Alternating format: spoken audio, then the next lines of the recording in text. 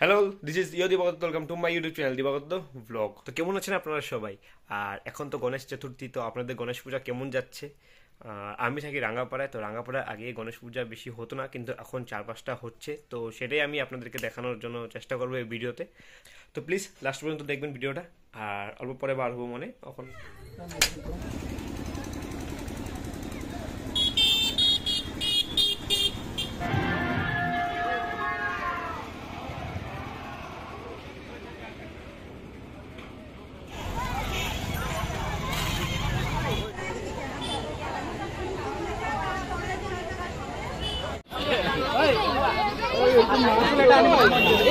তখন আমরা যাচ্ছি বালিপাড়ার গণেশ পুজো দেখতে। দেখুন অন্ধকার রাস্তায় রাধে। এতক্ষণ রাঙ্গাপাড়া দুটা গণেশ পুজো দেখলাম, এখন বালিপাড়া দেখতে যাচ্ছি।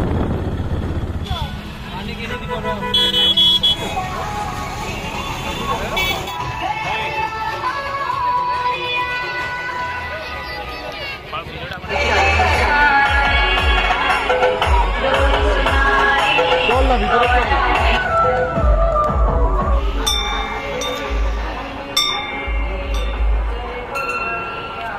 সিঙ্গেল মারবি সিঙ্গেল এই বিরাট তো